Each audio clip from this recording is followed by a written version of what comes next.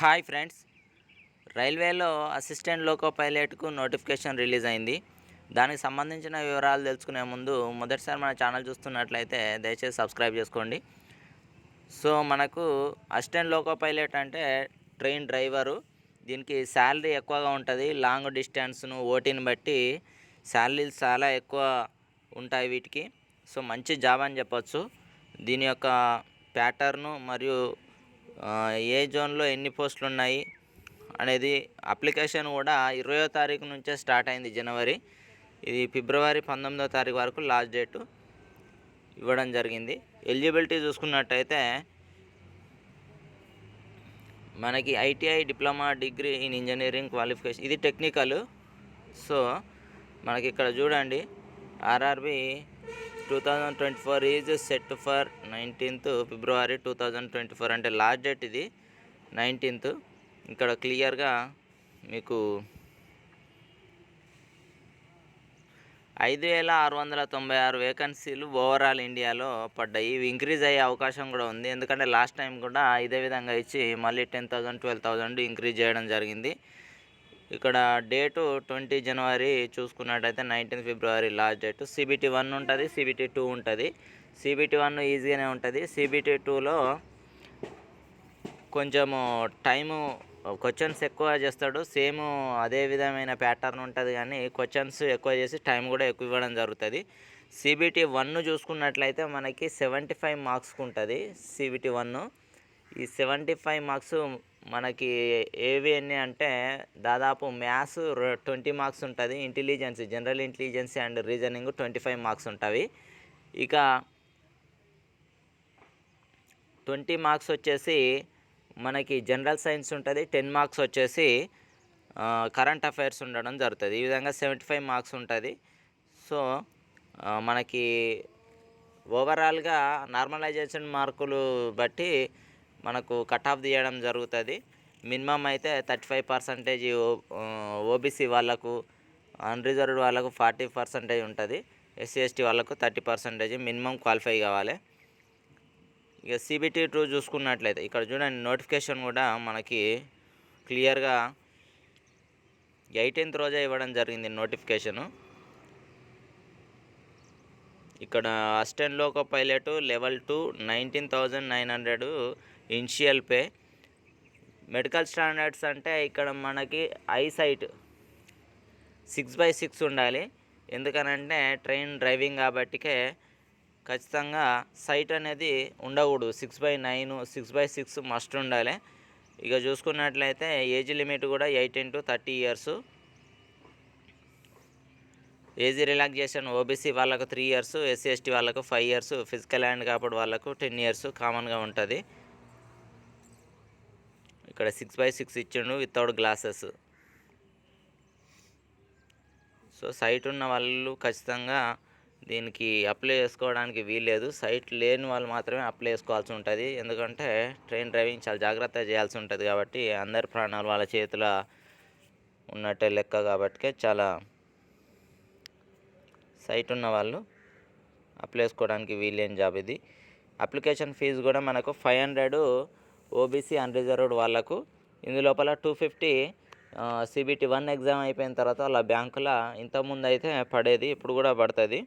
ఇక మిగిలిన SC ST, ex service men, females, transgender, minorities and economical backward క్లాసెస్కు 250 అని ఇవ్వడం జరిగింది. ఇది కూడా వాళ్ళకు CBT 1 తర్వాత వాళ్ళకు బ్యాంకులో రిటర్న్ జమ చేయడం జరుగుతుంది.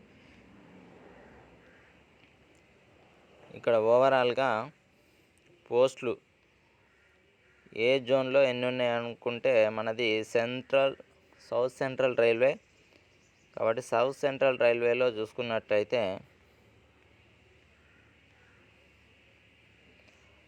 ఈస్ట్ కోస్ట్ రైల్వే 80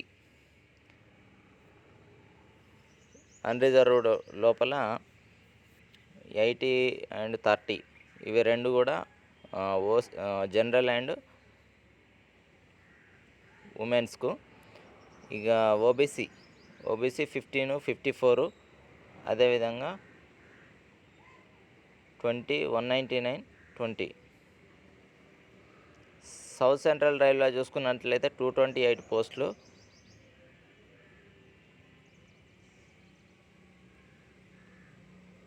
ఇక్కడ చూడండి క్లియర్గా అన్రిజర్వ్డ్ ఇది ఎస్సీ ఎస్టీ ఓబీసీ ఈడబ్ల్యూఎస్.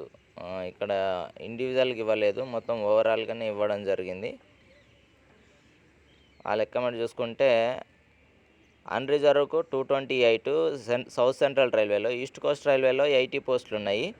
అదే ఎస్సీ వాళ్ళకు 30 పోస్టులు ఈస్ట్ కోస్ట్ రైల్వేలో ఉన్నాయి. సౌత్ సెంట్రల్ రైల్వే వాళ్ళకు 85 ఉన్నాయి. ఎస్టీ వాళ్ళకు ఈస్ట్ కోస్ట్ రైల్వేలో 15 పోస్టులు ఉండడం జరిగింది. అదేవిధంగా సౌత్ సెంట్రల్ రైల్వేలో 40 పోస్టులు ఉండడం జరిగింది. ఇంకా OBC 54 east Coast railway and south central రైల్వేలో 151 ఉండడం జరిగింది ఓబీసీ. ఇది చూసుకుంటే ఎకనామికల్లీ బ్యాక్వర్డ్ క్లాసెస్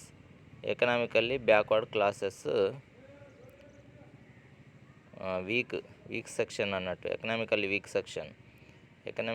సెక్షన్ అంటే బ్యాక్వర్డ్ క్లాసెస్.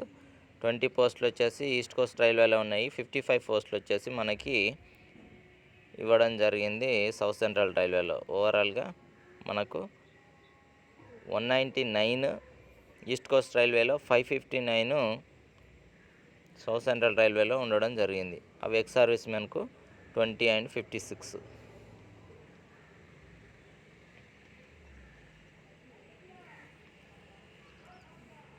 మనకు direct link south central railway Secunderabad దాంట్లోకి వెళ్ళిన తర్వాత డైరెక్ట్ ఆన్లైన్ లింక్ నుంచి ఆన్లైన్లో అప్లై చేసుకోవచ్చు. ఎగ్జామ్ కూడా CBT 1, CBT 2 computer based test. CBT 1 కొంచెం కష్టపడితే వస్తుంది. CBT 2లోనే మెయిన్గా ఉంటుంది. టెక్నికల్ పోస్టులు ఉంటాయి అడిషనల్గా. ఇంజనీరింగ్, ఐటీఐ డిప్లొమా చేసిన వాళ్ళకు కూడా ఎలిజిబుల్ ఉంటుంది. వాళ్ళ యొక్క సబ్జెక్ట్ లోపల మార్క్స్ 75 మార్క్స్ ఉండడం జరుగుతుంది CBT 2లో. 100 మార్క్స్ వచ్చేసి మళ్ళీ ఇప్పుడు ఉన్న ఈ general reasoning, ఇంటెలిజెన్సీ and maths, general awareness, current affairs total ఓవరాల్గా 100 మార్క్స్. 75 మార్క్స్ వచ్చేసి ఇక్కడ టెక్నికల్ సబ్జెక్టులకు సంబంధించి 75 మార్క్స్ ఉంటాయి. టోటల్గా CBT 2లో 175 మార్క్స్. 230 minutes 2 గంటల 30 నిమిషాలు అంటే 150 నిమిషాలు టైం ఇవ్వడం జరుగుతుంది. ఇక్కడ ఫీ డీటెయిల్స్ కూడా మీకు ఆల్రెడీ చెప్పాను.